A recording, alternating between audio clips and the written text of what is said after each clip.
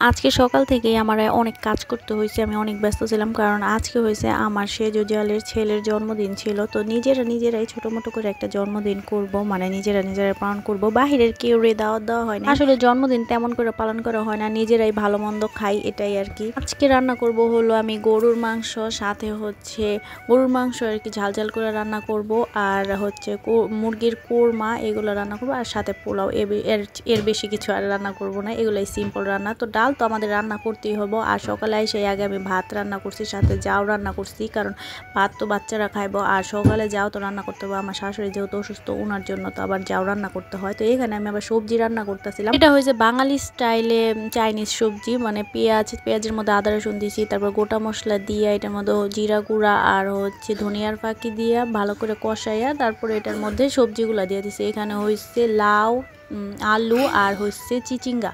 কেউ আর বললেন না যে পলিথিন দিয়ে দিছি, কারণ পলিথিনে রাত্রে আমি একদম কাইটা ধুইয়া রাখা দিয়েছিলাম, সকালে শুধু আর কি রান্না করবো। এভাবে আমি প্রসেসিং করে রাখি। আর এখানে এখন হয়েছে আমি গরুটা মেরিনেট করে রাখবো। এভাবে রান্না করলে কিন্তু এক স্বাদ লাগে, আমার কাছে অনেক বেশি ভালো লাগে। তো এনে আদা রসুন দিয়ে, গোটা মশলা দিয়ে, সব ধরনের মশলাপাতি এগুলো দিয়ে দিব, লবণ, মানে স্পেশাল কোনো মশলা দিব না, ঘরের মশলা দিয়েই অনেক বেশি মজা হয়েছিল। গরুর মাংসটা বেশি করে মশলাপাতি দিতে হয়, নাহলে কিন্তু গরুর মাংসটা মজা হয় না। আর অনেকগুলো পেঁয়াজ দিতে হয়েছে, কারণ আজকে প্রায় 4.5 কেজির মতো গোস্ত রান্না করা হইব। 4.5 কেজি গোস্ত রান্না করা হয়েছে, কারণ আমাদের যেহেতু মানুষ বেশি, আর আমার মেজো জালেরাও তো আজকে আমাদের সাথে খাবে, সেজন্য মানে বেশি করে রান্না করা হইতাছে। আমার বিয়ের প্রায় 7 বছর চলতেছে, এখন আল্লাহর রহমতে আমি সুন্দর করে রান্না বান্না করতে পারি। আজকে সব কিছুই আমি রান্না করছি, আর সবগুলা খাবার মজা হয়েছে। শুধু পোলাওটা, 2 কেজি চালের পোলাও আমার বড় জাল রান্না করছে, আর 1 কেজি চালের পোলাও আমি রান্না করছি।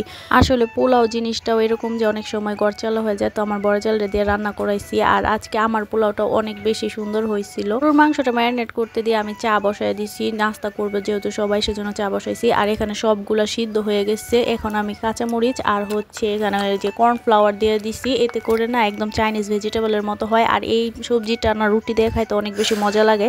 আর দেখেন সবজির লুকটাও কি সুন্দর হয়েছে। এই সবজিটা আমার তো মানে অনেক বেশি পছন্দ, আর আমার ঘরের মানুষেরও সবাই পছন্দ করে, আমার জালেরা টালেরা পছন্দ করে। তো এখনও কিন্তু কেউই আসে না আমার জালেদের মধ্যে। আর সব কিছু যেহেতু আগে থেকে প্রিপারেশন করা, কালকে ভাবি সব পেঁয়াজটা সব কাইটা রাখা গেছে, আজকে আর কোনো ঝামেলা নাই। আমি শুধু মাংস টাংস ধুইতাছি আর রান্না করতেছি, এই আর কিছুই। এখন হয়েছে মুরগির মাংসের কোরমাটা বসায় দিব। এখানে মুরগির মাংসের কোরমাটাও আমি সিম্পল করে রান্না করবো, আর কোরমার মধ্যে তেমন কিছুই দেওয়ার নাইগা। আর আজকে আমি বাটা মশলা কিচ্ছুই দিছি না, কোনো বাদাম বাটাও দিয়ে নাইগা, কারণ কালকে রাত্রে আমি হুট করে প্ল্যান করছি যে গরুর মাংসের সাথে একটু কোরমা হইলে মজা হয়। তো এখানে আমি আদা রসুন বাটার সাথে জিরা গুঁড়া, ধনিয়ার ফাঁকি, মরিচের গুঁড়া দিয়ে রোস্টের মশলা দিয়ে দিব।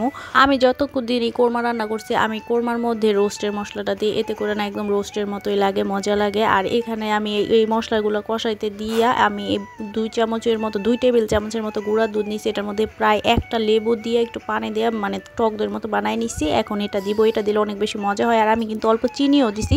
আর এদিকে আমি আবার মুরগির মাংসটাও একটু একটু করে ভাইজা নিতেছিলাম। প্রায় 3 কেজি মুরগির মাংস এখানে ভাজতে হইব, তো আমি অল্প অল্প করে ভাজতেছিলাম। আর এর মধ্যে যেহেতু খালা আসছে, তো খালা ঘরটর মোছার পরে খালারে বলছে আপনি কালকের জন্য যে পেঁয়াজ লাগবে ওইগুলো কাইটা দেন, তাহলে একটু হলেও হয়তো হেল্প হয়ে যাইব। গরুর মাংসটা যেহেতু ম্যারিনেট করা হয়েছিল, তো এখানে আমি বসায় দিছি গরুর মাংস। আর আমার ননদ জামাইরও নাস্তা দিয়ে দিচ্ছি। আমার ননদ জামাই আবার চা রুটি উনি পছন্দ করে, উনি সকালে ভাত খাইতে চায় না, উনি আবার রুটিটাই পছন্দ করে। এদিকে কিন্তু প্রায় কোরমা, গরুর মাংস সবকিছু রান্না শেষ। আর গরুর মাংসতে আমাদের মানে আলু ছাড়া চলবেই না, কারণ বাসায় অনেক বেশি বাচ্চা কাচ্চা। তো আমার বড় জালের পোলাও রান্না শেষ, আর আমি আবার একটু অন্যরকম করে পোলাও রান্না করতেছি, একদম পানির মধ্যে সিদ্ধ করে সব কিছু দিয়া, তারপরে মশলাপাতি আর কি সব দিয়া ওটার মধ্যে চাল দিব। এভাবে পোলাও রান্না করছি, অনেক বেশি মজা হয়েছিল। সব সময় তো একভাবে রান্না করি, আর আজকে আবার একটু অন্যভাবে রান্না করছি। তো এদিকে কিন্তু আমার পোলাও রান্না শেষ। আমার জালেরাও কিন্তু হেল্প করছে, আবার কেউ ভাইবে না জালেরা হেল্প করে নাই, তার আবার শসা টসা এগুলো কাইটা দিছে। আর তো তেমন কোনো কাজই করার ছিল না। তো আমার ছেলেরা খাওয়াইয়া যেহেতু রান্না বান্না শেষ, তারপরে সবাই খাওয়া দাওয়া করছে, আমার ছেলেরা খাওয়াইছি, এখন আমি আবার খাইতেছিলাম। সবার কাছে কোরমাটা বেশি মজা লাগছে, সবার কাছে নাকি কোরমাটা অনেক বেশি পছন্দ হয়েছে। আমিও কোরমা দিয়ে বেশি ভাত খাইছি, আর গরুর মাংস অল্পই খাইছি।